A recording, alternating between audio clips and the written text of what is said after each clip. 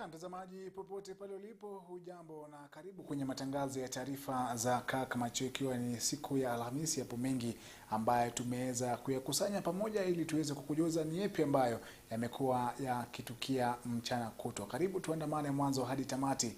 Mimi ni Sambu. Tuanze na taarifa kuu ambapo Rais William Ruto leo hii ametia saini miswada kadhaa ya afya kuwa sheria katika mpango wa kuboresha utoaji huduma za afya kwa umma almaarufu UHC. Kwenye hafla ambayo imefanyika mchana wa leo Ikulu ya Nairobi, Ruto amesema kuwa serikali inapania kuweka huduma muhimu za afya kuwa nafuu kwa Wakenya wote.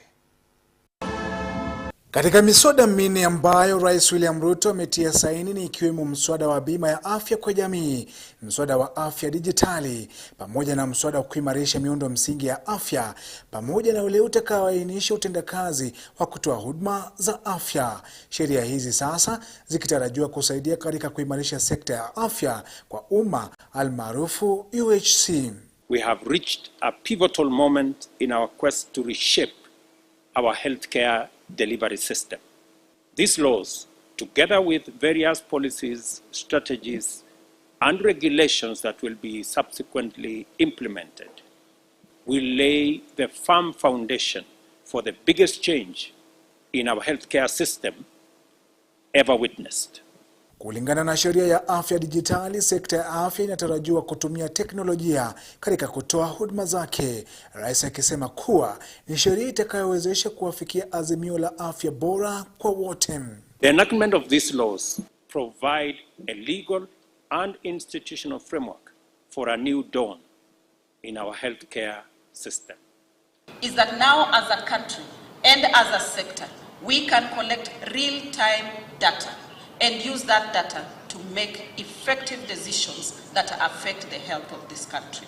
Wabunge walipitisha miswada yote kwa pamoja iliyoungwa mkono na bunge la Seneti. Serikali za kaunti zikitarajiwa kufanya utekelezwaji wake katika siku za hivi karibuni.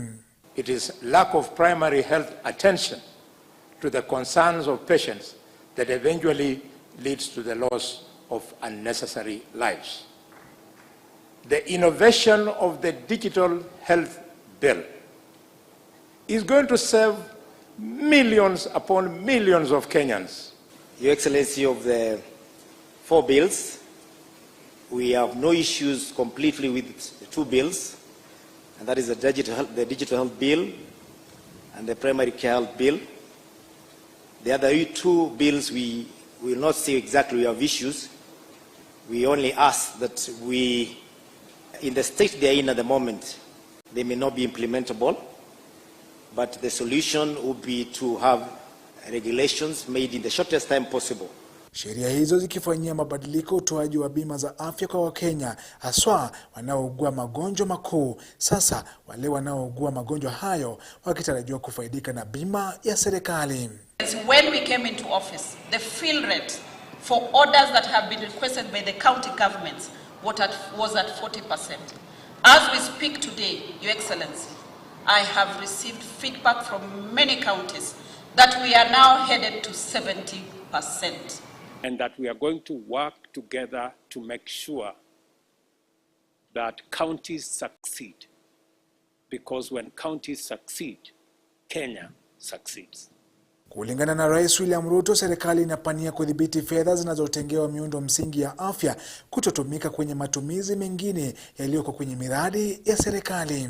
This is to protect money that we collect from healthcare facilities not being used to construct pavements or gates or other pieces of infrastructure, but so that there is adequate resources to make sure that there is replenishment of health commodities, there is improvement of health facilities.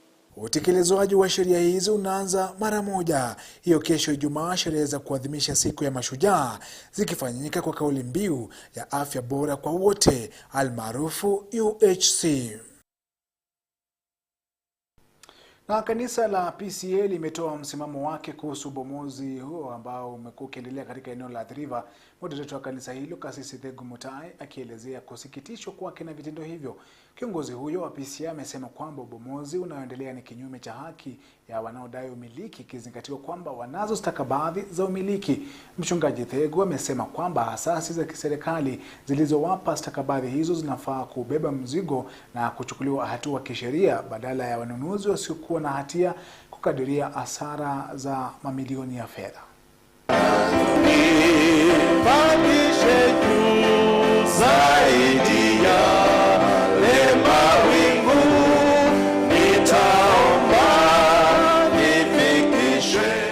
Sometimes we are not very happy when we see homes coming down, investments coming down, particularly when we learn those investments have documents.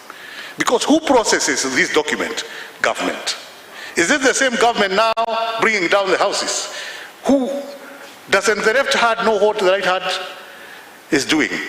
I think when people have true documents, they have done a search for their pieces of land, they have title deeds that have been processed in the right way, they have built houses that have gone through approvals by government, I think that demolition should not be that unkind. Because if the land has been acquired wrongfully, then there are officers who need first to be punished before you bring down the houses. There are people who played a part in that conspiracy. And we know that there are people who bought those pieces of land innocently. They did a search, there was a mother title, and then they got their own titles, and if not yet, then they have what you would call allocation letters. They built houses by taking the drawings, architectural drawings to those who should approve them. Surely, are we being fair to such people? Even though the original owner should get back their land, but people who have occupied that land should be treated with some kindness, with some humane measures. Again, it has taken so many years. Where was government when these things were?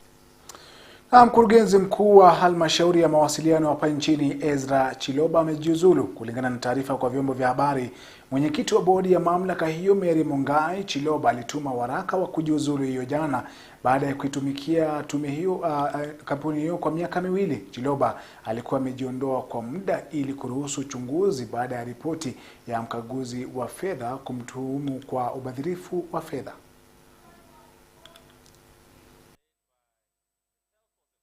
Na tukisonga kwenye taarifa nyingine ni kwamba hakimu Eunice Nyuto amekataa kujiondoa katika kusikiliza na kutoa mwelekeo wa kesi ya bwawa la Aro na Kimore, ambapo alikuwa waziri wa hazina Emily Rotich ameshtakiwa. Hakimu huyo amesema kuwa mkurugenzi wa mashtaka ya umma hana mamlaka ya kuagiza jinsi koti itaendesha shughuli zake.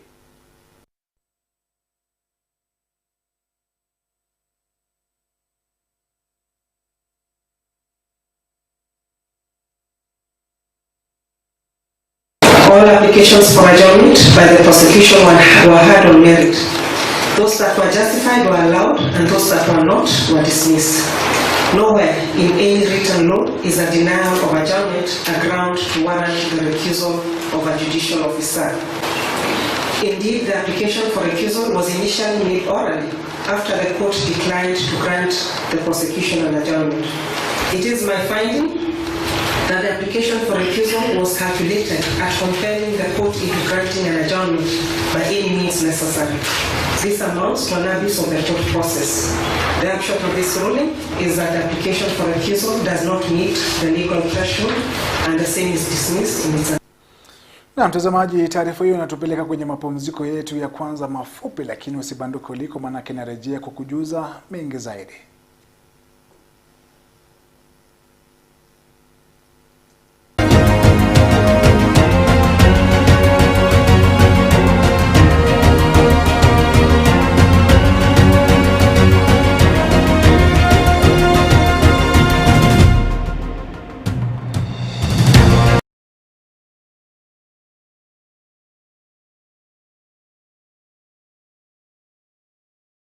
Start your day with inspiration and purpose.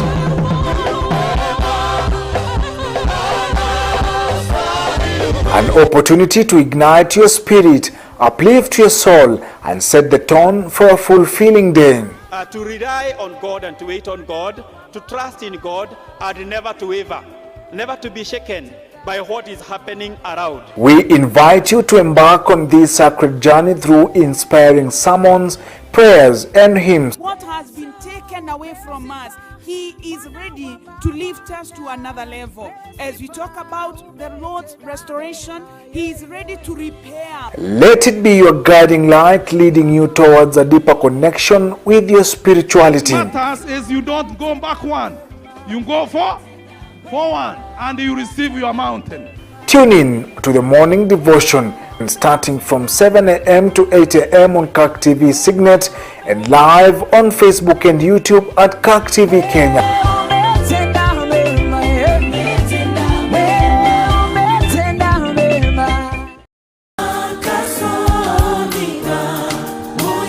PCA Narok Parish invites you to the much anticipated Tenzi Life Gathering.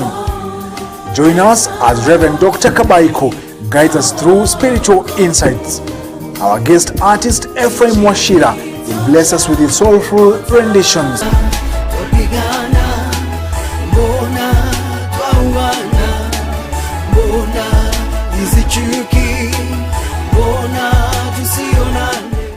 As Florence Muridi shares uplifting and heartwarming melodies.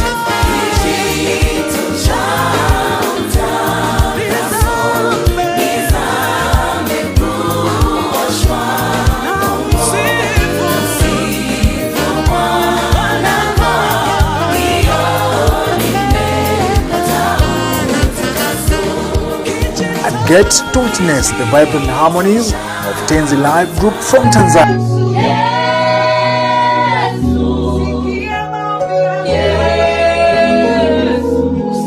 Katika ulimwengu wenye kasi na muda unaokwenda upesi, tunakusihi ujitulize kwa muda, ujiunganishe na upate kitulizo ndani ya kumbatio la upendo. God of Bethel has been my God all those years.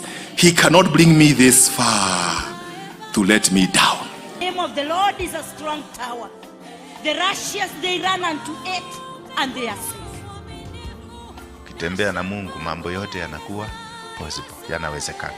Pamoja tuzame katika vilindi vya imani, tumaini na kuimarika kiroho. Whatever was rightfully ours that the devil stole is going to come back to us. Live in the sunshine, my brothers and sisters, whenever you face trials of many kinds. Moto moto injilie, moto moto injilie. Kila siku ya Jumatatu hadi Alhamisi saa 3 usiku, jiunge nasi katika kipindi cha In His Presence, uichochee nafsi yako kiroho.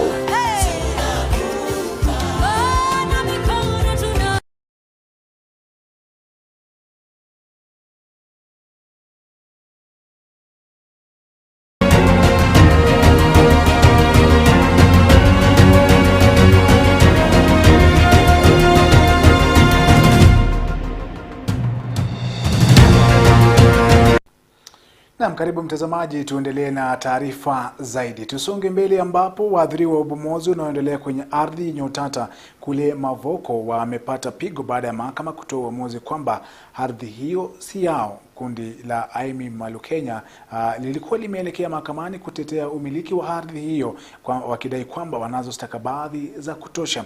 Anavyoripoti Vincent Kirosi ni kwamba wakili wao Kalonzo Musyoka ameapa kuandikisha rufaa ya kesi hiyo kwenye mahakama ya upeo. Huku bomoa za Mavoko zikiendelea kwa siku ya 6 mfululizo, hii leo kundi la Aimi Malu Kenya linalodai umiliki wa ardhi yenye utata huko Athi River limeelekea mahakamani likidai kwamba linazo stakabadhi zote hitajika na hivyo basi wangependa ubomozi huo kusitishwa mara moja. This matter has brought to the fore the unfortunate suspension of people's basic rights, human rights. And we reiterate this is a matter of urgent national importance. wakiwakilishwa na wakili mkuu ambaye pia ni kiongozi wa chama cha Wiper Kalonzo Musyoka. Kundi hilo lilikuwa likitaka mahakama iamrishe ardhi hiyo iliyoko mikononi mwa kampuni ya East African Portlands kurejeshwa kwao. Hata hivyo, jaji wa mahakama ya mazingira Annette Nyakuri amewavunja moyo wamiliki hao kwa kutoa uamuzi kwamba hawana ushahidi wa kutosha kuhusu umiliki wao, na hivyo ardhi hiyo itasalia mikononi mwa kampuni ya East Africa Portlands. We have had strange things, my lady, about facelifting.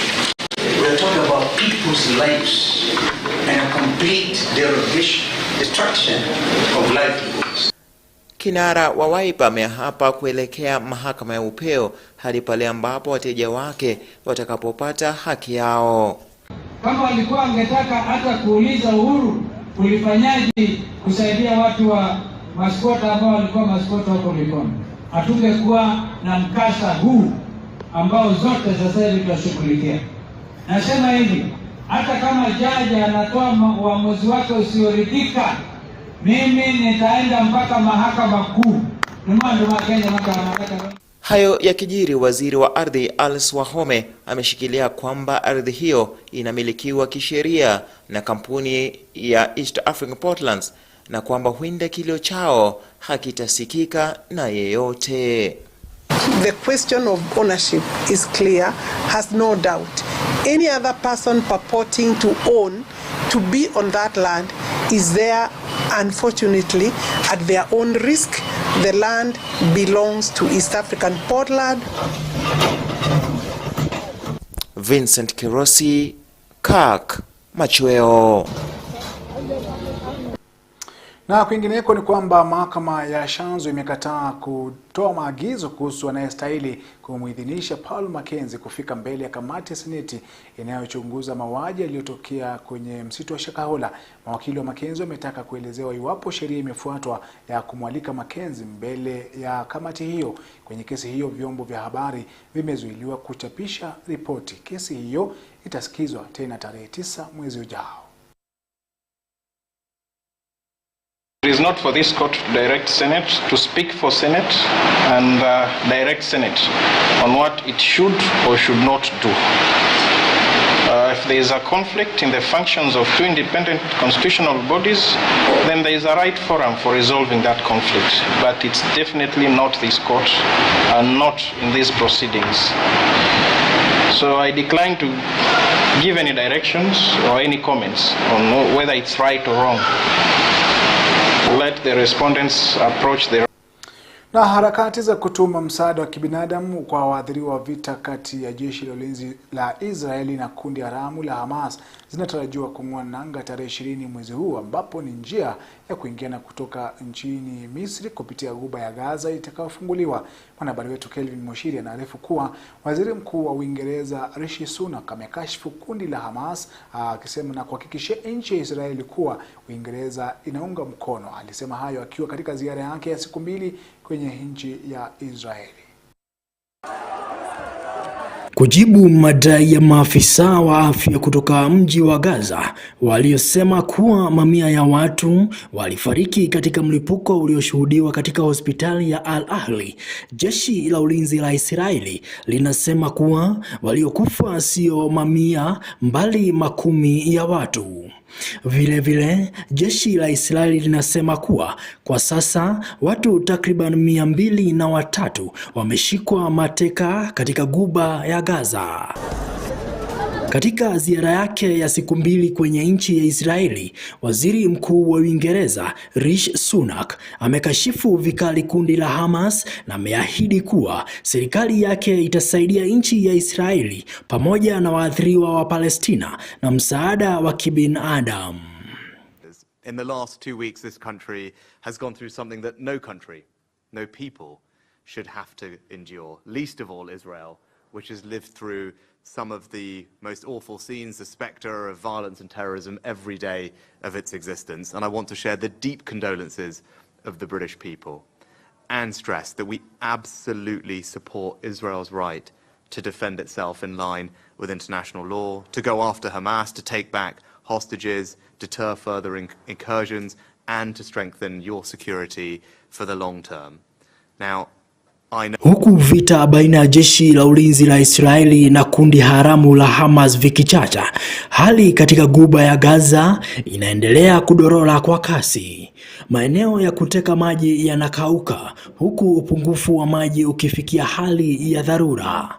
Waziri Mkuu wa nchi ya Israeli Benjamin Netanyahu ameruhusu msaada mdogo kutoka nchi ya Misri kuelekezwa guba ya Gaza, akiahidi kuwa hatazuia msaada huo kufika guba hiyo. God's world stood with you in your darkest hour. This is our darkest hour. It's the world's darkest hour. We need to stand together and we want to win. And this is why I value your support and the fact that you're here. We must win together.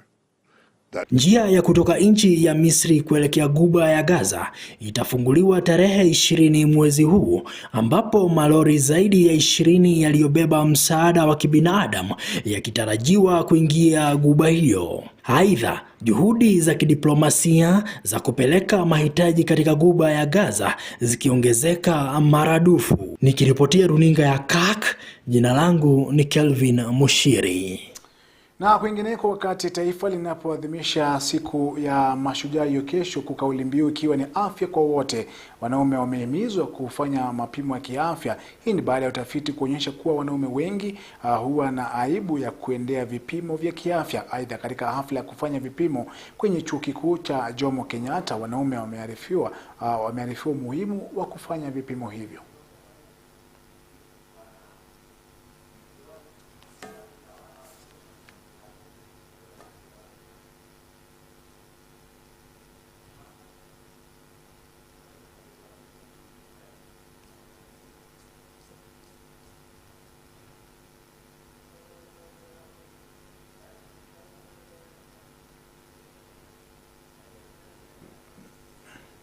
The health-seeking behavior in men is not usually good, not only here but all over the country. And one of the things we've done is to encourage men to come for screening. And we have seen overwhelming attendance by staff, both teaching, non-teaching, and by students. And as I can see up to now, we even have people who are still queuing. Na mtazamaji, taarifa hiyo ndio inaniwacha bila la ziada, ila kuhitimisha na kukamilisha awamu hii ya matangazo ya taarifa za Kirk Machweo. Kwa wote ambao wameweza kufanikisha matangazo haya, tunakutakia usiku mwanana na siku kuu ya mashujaa hiyo kesho iwe yenye fanaka. Kwaheri kwa sasa na usiku mwanana. Mimi ni Chris Sambu.